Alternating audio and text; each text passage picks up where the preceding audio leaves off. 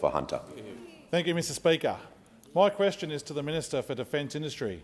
Why is a strong manufacturing industry critical for Australia's national security? How is the Albanese Labor government supporting the defence industry, and why is this important after a decade of neglect? Give a call to the Minister for Defence Industry and the Minister for International Development and Pacific. Thank you, Mr Speaker, and I thank the member for Hunter, my neighbour and close friend. Mr Speaker, we face the most challenging strategic environment since World War II, and a sovereign manufacturing industry is critical to our national security. The COVID pandemic, its impact on the supply chains and the war in Ukraine has again demonstrated the need for manufacturing sovereignty. We must be a country that makes things. We need to build our key defence capabilities here, and we must be able to sustain and upgrade our platforms. And that's why the Albanese Labor government is committed to supporting Aussie manufacturing, especially in the defence industry. And that's why we'll establish a new defence industry policy informed by the Defence Strategic Review and supported by the Australian Strategic Research Agency. This defence industry policy will be complemented by the National Reconstruction Fund that will support and help grow defence manufacturing.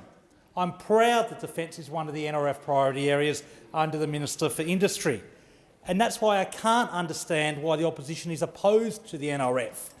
The Coalition's opposition to the National Reconstruction Fund demonstrates they are opposed to Aussie manufacturing. It also demonstrates that they aren't serious about supporting defence industry and, through it, our national security. Now, Mr Speaker, I'm asked about a decade of neglect. This neglect started with the very first decision the last government made about defence industry, and that was to send a $1 billion contract to Spain to build the very large Navy supply ships. Mr Speaker, they sent supply ships offshore. We built the air warfare destroyers here. They killed the car industry. We saved Bendigo through the Hawkeye mobility vehicle. They wanted to build submarines in Japan.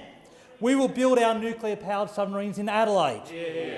And, Mr Speaker, they had 12 defence and defence industry ministers. And this neglect was not just bad for defence industry, it led to 28 major defence projects running cumulatively 97 years late. And we also heard yesterday that they spent $114 million to place only 200 workers in naval shipbuilding jobs. 200 workers. That equates to over $500,000 per worker placement. The Coalition, through its opposition to the National Reconstruction Fund, is opposed to Aussie manufacturing and is weakening our defence industry, so critical to our national security. By contrast, the Albanese government is backing Aussie manufacturing, not just because it delivers high-skill, high-wage jobs, but because it's vital to our national defence.